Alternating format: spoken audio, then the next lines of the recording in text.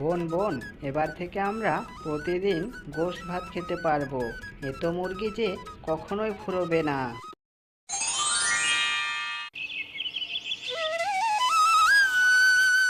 নিলয় ও আদরি বাড়ির আঙ্গিনায় খেলা করছিল। বোন, মা এখনো আসছে না কেন? আমার অনেক ক্ষুধা পেয়েছে। ভাই, আমরা আর একটু খেলা করি, কিছুক্ষণের মধ্যে মা চলে আসবে। তখনই সেখানে তাদের মা চলে আসে, আর নিলয় তার মাকে বলতে লাগলো, মা মা, আমার অনেক ক্ষুধা পেয়েছে, আমাকে খাবার দাও। আমি যে তোদের জন্য কোনো খাবার ব্যবস্থা করতে পারি নাই রে। আর একটু ধৈর্য ধর, ঠিক ব্যবস্থা করে নেব। এভাবে বেশ কিছুদিন কেটে যায়। প্রতিদিনের মতো আজকেও নিলয় ও সাথী বাড়ির আঙ্গিনায় খেলা করছিল। তখনই এই যে বাচ্চারা, আমি 3 দিন থেকে কিছু খাই না, আমাকে কিছু খেতে দেবে তোমরা? মা মা, দেখো দাদু ভাই এসেছে। দাদু ভাই? কার দাদু ভাই রে? আমাদের দাদু ভাই মা। দাদু ভাইয়ের অনেক খিদে পেয়েছে, তুমি দাদু ভাইকে কিছু খেতে দাও মা।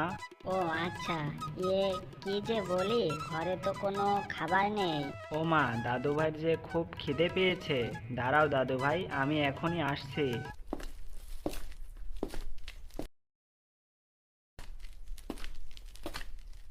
এই নাও দাদু ভাই, সকালে মা আমাকে কিছু আম এনে দিয়েছিল। এই নাও, এটা তুমি খাও। আমটা খেতে যেমন ভালো, তেমনি তোমরাও অনেক ভালো। আল্লাহ তোমাদের ভালো করো। আসলে তোমাকে তো কিছু দিতে পারলাম না, তাই বলে মন খারাপ করো না। আসলে আমাদের সংসারটা এমন অবস্থা যে নুন আনতে পান্তা ফুরোয়। না রে মা, আমি কিচ্ছু মনে করিনি। তোরা যে আমটি খেতে দিলি আমায়, ওটা অনেক ভালো। জানো দাদু ভাই, আমাদের এমনও দিন যায় না খেয়ে থাকতে হয়, তাই মা তোমাকে কিছু খেতে দিতে পারলো না। চিন্তা করিস না দাদু ভাই, দুঃখের পরেই তো সুখ আসে। আমি দোয়া করি তোরাও একদিন সুখের মুখ দেখবি। দাদু ভাই, এই আমের বীজটা আমি তোমাকে দিয়ে গেলাম। একটি ফাঁকা জায়গা দেখে খুব যত্ন করে এটাকে রোপণ করবে, কেমন? আচ্ছা দাদু ভাই, আমি তাই করব। নিলয় দাদু ভাইয়ের দেওয়া আমের বীজটা একটা ফাঁকা জায়গা দেখে লাগিয়ে দিল।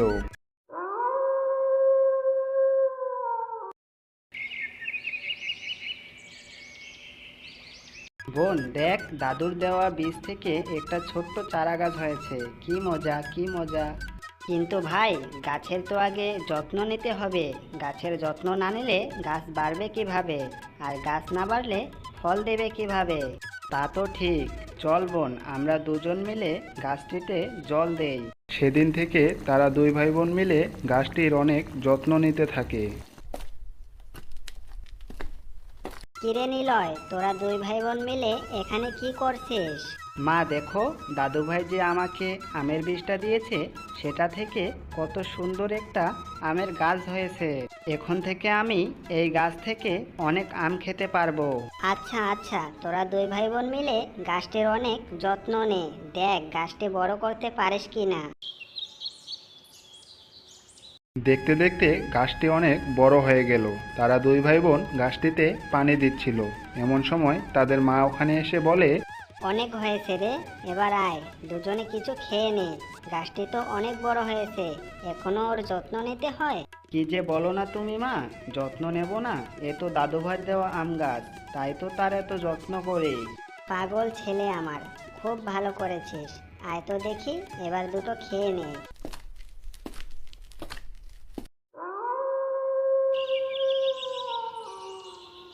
পরের দিন সকালে তারা বাইরে বেরিয়ে খুব অবাক হয়ে যায়। মা, এ আমি কি দেখছি? আম গাছে এত মুরগি! হ্যাঁ রে নিলয়, এ আমি কি দেখছি? আম গাছে আমের বদলে মুরগি হয়েছে, এটা কিভাবে সম্ভব? নিশ্চয়ই এসব দাদু ভাই কেরামতি। না হলে আম গাছে কখনো মুরগি ধরে? বোন বোন, এবার থেকে আমরা প্রতিদিন গোশ ভাত খেতে পারবো। এত মুরগি যে কখনোই ফুরোবে না।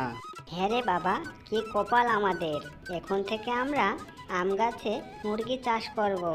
আম গাছে মুরগি চাষের কথা গ্রামের এখান থেকে ওখান হয়ে গেল। গ্রামের সবাই আম গাছটি দেখতে আসা শুরু করলো। মা মা, আমাদের বাড়িতে তো আজকে কোনো খাবার নেই।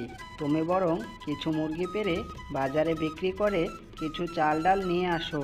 নিলয়ের মা গাছ থেকে বেশ কিছু মুরগি পেড়ে বাজারে নিয়ে গেল। এভাবে প্রতিদিন মুরগি বিক্রি করতে লাগলো আর তাদের সব অভাব পূরণ হলো আর তাদের বাকি জীবন এভাবেই সুখে শান্তিতে কাটতে থাকে।